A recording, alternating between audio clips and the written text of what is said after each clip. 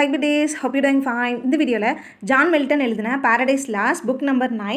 So, இதோடைய lines 1 to 403 உடைய summary தான் பார்க்க போகிறோம். So, first நம்ம author introduction பார்த்துடலாம். If you are ready, let's get started.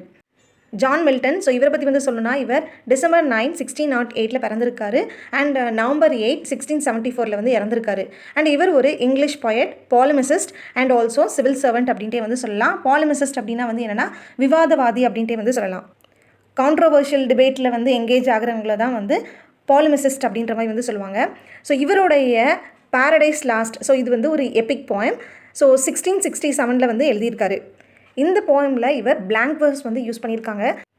So Paradise லாஸ்ட்டுடைய first version வந்து 1667 வந்து எழுதும்போது 10 புக்ஸாக வந்து இருந்துச்சு. ஸோ லேட்டராக 1674 வந்து 12 புக்ஸாக வந்து இவர் வந்து கம்ப்ளீட் பண்ணிட்டார். அண்ட் இந்த பாரடைஸ் லாஸ்ட் புக்கு வந்து எழுதும்போது ஸோ இவருடைய டைம் பீரியட், ஸோ அந்த டைம் வந்து எப்படி இருந்துச்சு அப்படின்னா ஒரு இம்மென்ஸ் அமௌண்ட்டில் வந்து religious flux and also political upheaval வந்து இருந்துச்சு. அது போக ஸோ இவருக்குமே வந்து நல்ல ஒரு ஓல்ட் ஏஜ் தான் அண்ட் இவர் கண்ணுமே வந்து தெரியாது. ஸோ என்ன தான் வந்து கண்ணு தெரியலை அப்படின்னாலுமே வந்து இந்த அளவுக்கு ஒரு மாஸ்டர் பீஸான ஒரு எபிக் போயமை வந்து ஜான் மில்டன் வந்து எழுதியிருக்காரு. அண்ட் இந்த பாரடைஸ் லாஸ்ட் வந்து எதை பற்றி உள்ளது அப்படின்னா ஃபால் ஆஃப் மேன் பற்றி தான் உள்ளது. அண்ட் ஆடம் அண்ட் ஈவை வந்து ஃபாலன் ஏஞ்சலான அந்த சேட்டன் வந்து டெம்ப் பண்ணுற மாதிரி அண்ட் அதுக்கப்புறமா வந்து அந்த கார்டன் ஆஃப் ஈடனை விட்டு கடவுள் வந்து ஆடம் அண்ட் ஈவை வந்து வெளியில் வந்து அனுப்புகிற மாதிரி வந்து இருக்கும். ஹிஸ்ட்ரியிலேயே ஒன் ஆஃப் த கிரேட்டஸ்ட் பொயட்டாக வந்து மில்டனுடைய ரெப்யூட்டேஷன் வந்து இருக்குது அப்படின்னா ஸோ அதுக்கு ரீசனே வந்து பாரடைஸ் லாஸ்ட் தான் அப்படின்ட்டு வந்து சொல்கிறாங்க. So John Milton Paradise Lost எழுதுனதுக்கு அப்புறமா தான் வந்து இவருடைய ரெப்யூட்டேஷனே வந்து இந்த அளவுக்கு ஹிஸ்ட்ரியிலேயே ஒன் ஆஃப் த கிரேட்டஸ்ட் பொயட்டாக வந்து இருக்கிறதுக்கு ரீசன் அப்படின்ட்டு வந்து சொல்கிறாங்க. ஆல்ரெடியே வந்து பார்த்தோம் ஜான் மில்டன் ஒரு சிவில் சர்வன்ட். ஸோ இவர் வந்து கவுன்சில் ஆஃப் ஸ்டேட் அந்த காமன்வெல்த் ஆஃப் இங்கிலாந்து கீழே வந்து சர்வெண்ட்டாக வந்து இருந்திருக்காரு. அது போக லேட்டராக வந்து ஆலிவர் கிராம்வெல் கீழே வந்து சிவில் சர்வெண்ட்டாக வந்து ஒர்க் பண்ணியிருக்காரு. ஸோ இப்போ பார்த்த விஷயங்கள் எல்லாமே வந்து ஜான் மில்டன் பற்றி உள்ள விஷயம். ஸோ நெக்ஸ்ட் நம்ம பாரடைஸ் லாஸ்ட் பற்றி ஒரு இன்ட்ரடக்ஷன் வந்து பார்த்துடலாம். Paradise lost blank verse use பண்ணி எழுதின ஒரு எபிக் போயம். ஸோ இந்த ஒரு போயம் வந்து எதை கன்சர்னாக வச்சு ஆத்தர் எழுதியிருப்பார்னா பிப்ளிக்கல் ஸ்டோரியான ஆடம் அண்ட் ஈவ் பற்றி தான் வந்து எழுதியிருப்பார். ஸோ இதில் என்ன கான்செப்ட் அப்படின்னா ஃபால் ஆஃப் மேனை வந்து பேஸ் பண்ணி தான் வந்து இருக்கும். ஆடம் அண்ட் ஈவ் ஸ்டோரியில் வந்து பார்த்தோன்னா சேட்டன் வந்து ஈவை வந்து டெம்ப் பண்ணுவாங்க. ஈவ்மே அந்த ஃபாலன் ஏஞ்சலான சேட்டனால் வந்து டெம்ப்ட் ஆகி அண்ட் அவங்களுமே வந்து ட்ரீ ஆஃப் நாலேஜ் அப்படின்ற அந்த ட்ரீயில் வந்து ஃபர்பிடன் பண்ணப்பட்ட அந்த ஃப்ரூட்டை வந்து சாப்பிட்ருவாங்க. அண்ட் தான் மட்டும் சாப்பிட்றதோடு நிறுத்தாமல் தன்னுடைய ஹஸ்பண்டான ஆடமுக்குமே வந்து கொடுத்துருவாங்க. ஸோ இது தெரிஞ்சு காட் வந்து ஆடம் அண்ட் ஈவை வந்து அந்த கார்டன் ஆஃப் ஈடன்லேருந்து வெளியில் அனுப்பிடுவாங்க. ஸோ இதை கன்சர்னாக வச்சு தான் வந்து இந்த புக் 9 வந்து இருக்கும். பாரடைஸ் லாஸ்ட்டுடைய ஃபர்ஸ்ட் வெர்ஷனை வந்து 1667 தான் ஜான் மில்டன் வந்து பப்ளிஷ் பண்ணியிருப்பார். ஸோ அந்த டைமில் வந்து 10 புக்ஸ் தான் வந்து இருந்துச்சு. அண்ட் அந்த 10 புக்ஸோடைய லைன்ஸ் வந்து ஓவர் 10,000 லைன்ஸாக வந்து இருந்துச்சு. அதுக்கப்புறமா லேட்டராக தான் வந்து செகண்ட் எடிஷனை வந்து 1674 வந்து இவர் வந்து கம்ப்ளீட் பண்ணி பப்ளிஷ் பண்ணியிருப்பார். அதுவும் 12 புக்ஸாக. அது வந்து எந்த மேனரில் வந்து இருந்துச்சு அப்படின்னா வெர்ஜிலுடைய ஈனியட் அந்த போயமுடைய மேனரில் தான் வந்து இவர் வந்து பப்ளிஷ் பண்ணியிருக்காரு அப்படின்ற மாதிரி வந்து சொல்கிறாங்க. ஸோ டோட்டலாக 12 புக்ஸ் வந்து இருக்குது. ஸோ அந்த 12 புக்ஸையுமே வந்து இவர் அரேஞ்ச் பண்ண விதம் வந்து வெர்ஜிலுடைய ஈனியட் அந்த மேனரில் வந்து இருக்குது அப்படின்ற மாதிரி வந்து சொல்கிறாங்க. பாரடைஸ் லாஸ்ட் வந்து மில்டனுடைய மாஸ்டர் பீஸாக வந்து கன்சிடர் பண்ணப்படுது. அது மட்டும் இல்லாமல் இவருக்கு வந்து ஒரு ரெப்யூட்டேஷன் வந்து கிடச்சிருக்கு. எல்லா டைம்லேயுமே வந்து இவர் வந்து one of the greatest English poet அப்படின்ற மாதிரி வந்து கன்சிடர் பண்ணப்படுறாரு அப்படின்னா ஸோ இந்த ஒரு ரெப்யூட்டேஷன் வந்து இவர் எழுதின இந்த ஒரு மாஸ்டர் பீஸான பாரடைஸ் லாஸ்ட்னால தான் வந்து இவருக்கு இப்படி ஒரு ரெப்யூட்டேஷன் வந்து கிடச்சிருக்கு அப்படின்ற மாதிரி வந்து சொல்கிறாங்க. நெக்ஸ்ட் நம்ம பாரடைஸ் லாஸ்ட் புக் நம்பர் 9 பற்றி வந்து பார்க்கலாம். ஸோ இந்த பாரடைஸ் லாஸ்ட் புக் 9 வந்து பார்த்தோன்னா டோட்டலாக 1189 லைன்ஸ் வந்து இருக்குது. ஸோ நம்ம இந்த வீடியோவில் வந்து புக் 9 உள்ள லைன்ஸ் 1 to 403 உடைய சம்மரி தான் வந்து பார்க்க போகிறோம். அண்ட் இந்த புக் 9 வந்து நம்ம எடுத்துக்கிட்டோம் அப்படின்னா ஸோ இந்த மில்டனுடைய அந்த எபிக் போயமான பாரடைஸ் லாஸ்ட்லேயே வந்து ஸோ ஆல்ரெடி பார்த்தோம் 12 புக்ஸ் வந்து இருக்குது அப்படின்ட்டு. ஸோ அந்த 12 புக்ஸில் இந்த புக் நம்பர் 9 அப்படின்றது வந்து ஒரு சிக்னிஃபிகண்ட்டான ஒன்று அப்படின்ற மாதிரி சொல்கிறாங்க. அண்ட் இது வந்து எதை ஃபோக்கஸ் பண்ணுது அப்படின்னா சேட்டனுடைய டெம்ப்டேஷன் வந்து ஈவ் மேலே இருக்கிற அந்த ஒரு கான்செப்டும் வந்து இருக்கும். அதே மாதிரி ஃபால் ஆஃப் ஹியூமனிட்டியை பற்றியும் வந்து இதில் போர்ட்ரே பண்ணியிருப்பாங்க. அண்ட் இந்த புக் 9 வந்து 2 செக்ஷன்ஸாக வந்து இருக்குது. ஸோ ஃபர்ஸ்ட் செக்ஷன் வந்து லைன்ஸ் 1 to 403 வரைக்கும் வந்து இருக்குது. And the second section is 404 to 1189 வரைக்கும் வந்து இருக்குது. அண்ட் இந்த வீடியோவில் நம்ம ஃபர்ஸ்ட் செக்ஷனான லைன்ஸ் 1 to 403 உடைய சம்மரி மட்டும் பார்க்கலாம். ஸோ ஆல்ரெடி புக் நம்பர் 8 வந்து என்ன நடந்திருக்கும் அப்படின்னா ரஃபேல் அப்படின்ற ஒரு ஆர்ச் ஏஞ்சல் காட் தான் வந்து இந்த ஆர்ச் ஏஞ்சலை வந்து அனுப்பியிருப்பாங்க. ஸோ எதுக்காக அனுப்பியிருப்பாங்க அப்படின்னா ஆடம் அண்ட் ஈவை வந்து வார்ன் பண்ணுறதுக்காக வந்து அனுப்பியிருப்பாங்க. சேட்டன் வந்து நிறைய பிளாட்லாம் வந்து பண்ணுவான், ஸோ நீங்கள் வந்து கேர்ஃபுல்லாக வந்து இருங்க அப்படின்ட்டு காட் தான் வந்து ரஃபேல் அப்படின்ற அந்த மெசேஞ்சரை வந்து அனுப்பியிருப்பாங்க. ஸோ ரஃபேலுமே வந்து ஒரு ஃபைனல் வார்னிங்கை வந்து ஆடம் கிட்ட வந்து சொல்லுவான். ஸோ என்ன அப்படின்னா சேட்டனுடைய டெம்டேஷன் வந்து இருக்கும், அது மட்டும் இல்லாமல் காடோடைய வேர்ட்ஸ்க்கு வந்து நீங்கள் வந்து ஒபே பண்ணணும் அப்படின்ற இம்பார்ட்டன்ஸ் ஆஃப் ஒபீடியன்ஸ் டு காடை பற்றி வந்து சொல்லிட்டு வந்து போயிருப்பார். ஸோ இந்த மாதிரி தான் வந்து புக் 8 வந்து கன்க்ளூட் ஆகிருக்கும். ஸோ புக் 9 வந்து ஸ்டார்ட் ஆகுறது எப்படி அப்படின்னா ரஃபேலுடைய டிபார்ச்சருக்கு அப்புறமா. ஸோ ரஃபேலுடைய டிபார்ச்சர் வந்து எப்படி இருக்கும் அப்படின்னா, ஸோ அவர் வந்து அந்த கார்டன் ஆஃப் ஈடன்லேருந்து ஹெவனுக்கு வந்து போய் அவர் வந்து அங்கே அசெண்ட் ஆயிடுவார். இதுக்கப்புறமா இந்த புக் 9 வந்து ஜான் மில்டன் வந்து எதை எக்ஸ்பிளைன் பண்ணுவார் அப்படின்னா ஆடம் அண்ட் ஈவுடைய ஆக்ட் ஆஃப் டிஸ்ஒபீடியன்ஸை பற்றி தான் வந்து இதில் வந்து போர்ட்ரே பண்ணுவாங்க.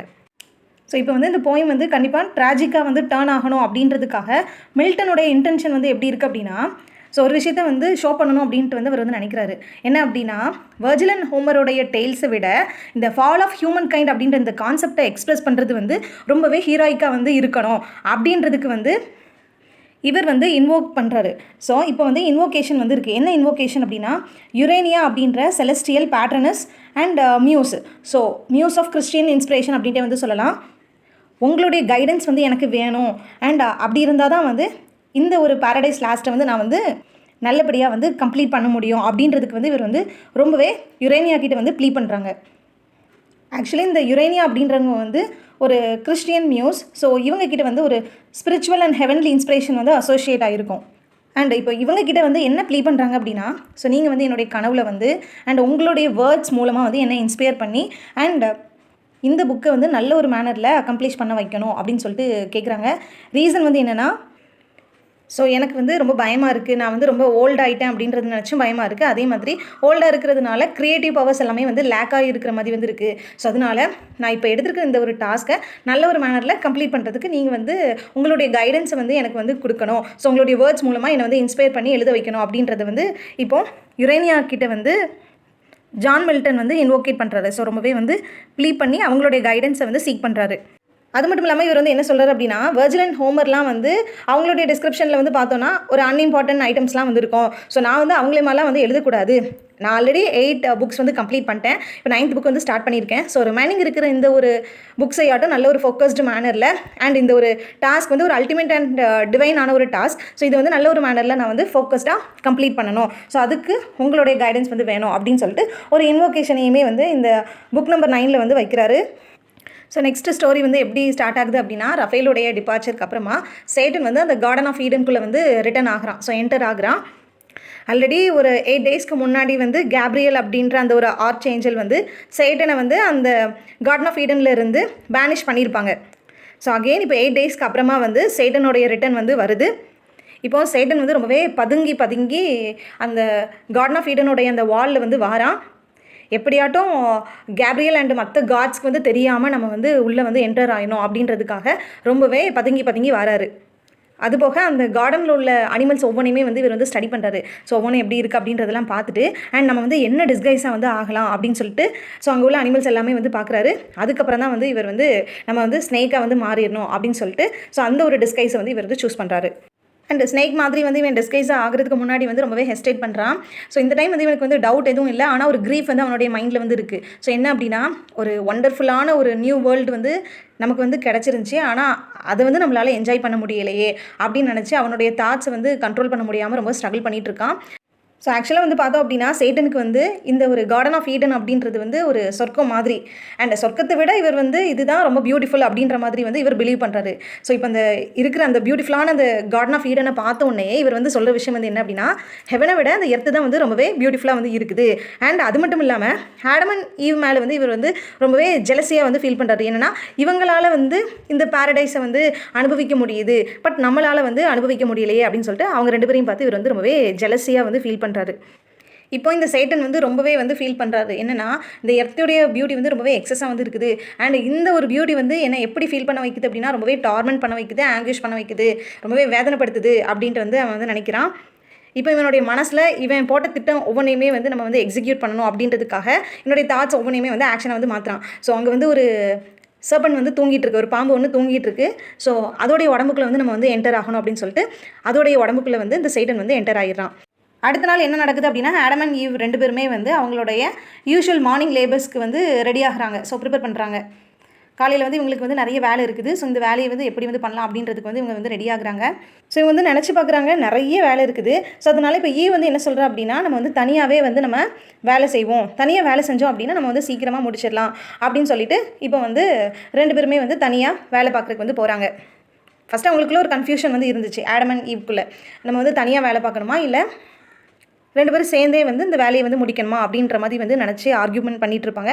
ஸோ ஃபைனலாக ஈவ் தான் வந்து சொல்லுவாள், நம்ம வந்து செப்பரேட்டாகவே வந்து ஒர்க் பண்ணுவோம் அப்படின்ட்டு.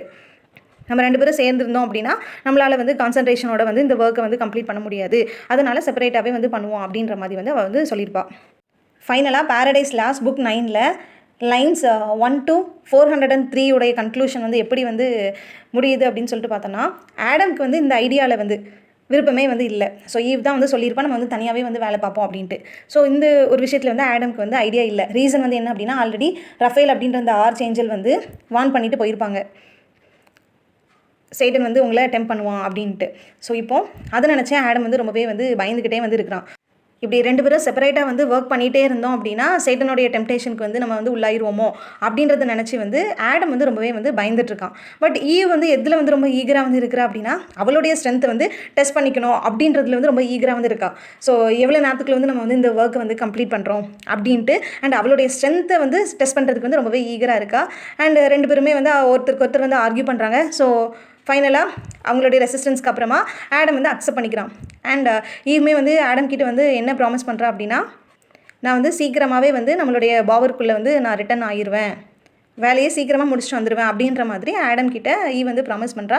ஸோ ஃபைனலாக இப்போ கார்டனிங்கை வந்து நம்ம வந்து இண்டிபெண்ட்டாகவே செப்பரேட்டாகவே வந்து பண்ணுவோம் அப்படின்னு சொல்லிட்டு 2 பேரும் ரெடியாகி அண்ட் 2 பேரும் தனித்தனியாக வந்து வேலை பார்க்க போகிற மாதிரி தான் வந்து புக் 9ல் லைன்ஸ் 1 to 403 வரைக்குமே வந்து இருக்கும்.